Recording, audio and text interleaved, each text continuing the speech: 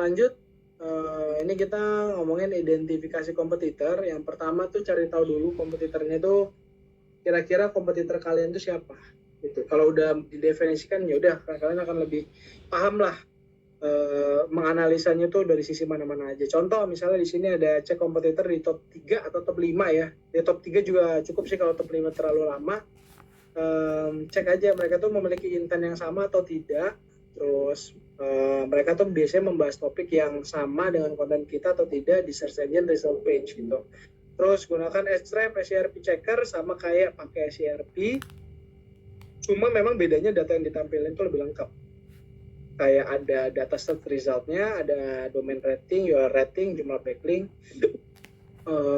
domains, jumlah domains, sama traffic estimasi gitu. Sama total keyword yang dihasilkan di satu halaman. Satu halaman ya, ini keywordnya satu halaman karena bisa menghasilkan lebih dari satu kata kunci. Kayak misalkan kalian mengoptimasi satu kata kunci, ternyata yang perform tuh bisa aja menghasilkan 20 misalnya gitu. Nah itu tuh satu hal yang penting. Nah terus cek secondary keyword. Secondary keyword itu adalah berbagai keyword yang melengkapi topik yang dibahas di main keyword gitu. Jadi ini adalah lanjutannya. Untuk melengkapi topik yang sudah kita bahas pada saat kita melakukan riset keyword di tahapan pertama. Nah, misalnya kita sudah menentukan 3 kompetitor, misalnya ya di sini ada contohnya, Glints, Niaga Hoster, Rumah Web gitu. Nah, selanjutnya kita cari tahu nih secondary keyword yang mereka target itu apa. Misalnya di sini ya, ini ada jenis developer yang keluar adalah ini, lalu di sini dia membahas turunan dari sisi strukturnya. Kayak kerangkanya tuh apa aja. Misalkan dijelasin apa itu developer, lalu turunannya tuh dijelasin apa aja. Misalnya perbedaan developer dengan web developer, developer dengan programmer, developer dengan software engineer, atau misalnya jenis dan tugas developer, misalnya front end, back end, full stack, developer, keywordnya semua ada tuh developer.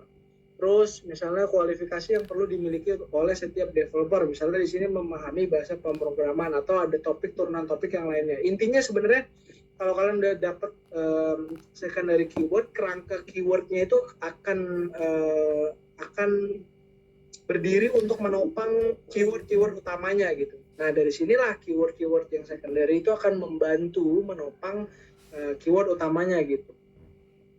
Nah, kalau di sisi sebelah kanan, setelah kalian identifikasi heading di artikel kompetitor, biasanya ada di bagian table of content atau daftar isi.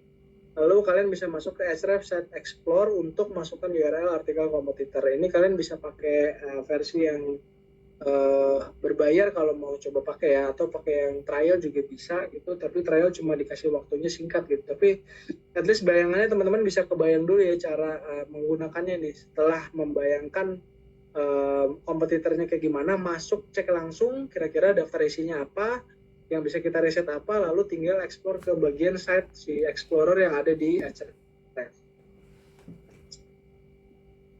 Nah terus kalau kalian pakai keyword density ini ada SEO Quick. Ini kalian ini add-on atau plugin yang bisa dipakai gitu.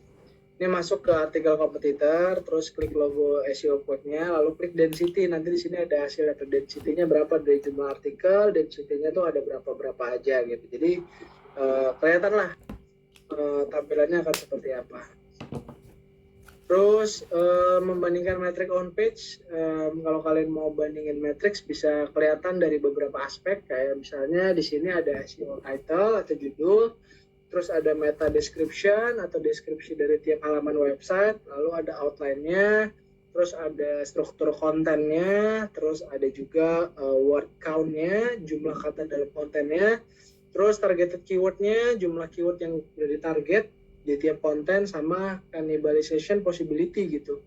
Konten terjadinya yang berbeda tapi pakai keyword yang sama. Makanya keyword satu dan keyword lainnya bisa aja kan kita pernah mengoptimize keyword yang sama. Disarankan tuh nggak masuk ke bagian kanibal gitu. Makanya kalau kita bikin keyword, udah bikin listnya, kita list dulu nih keyword utamanya, mid tailnya, long tailnya. Jadi nggak saling makan lah. Kecuali memang kontennya berbeda total gitu, dan nggak ada pembahasan yang sama.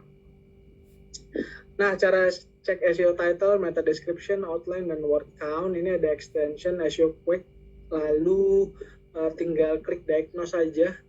Diagnosis ini ada infonya akan kelihatan, title, meta description-nya, terus ada heading-nya seperti apa. Jadi ini udah bisa kelihatan fokusnya tuh akan kemana ya dari sisi matrix on page yang ada di dalam sebuah website gitu.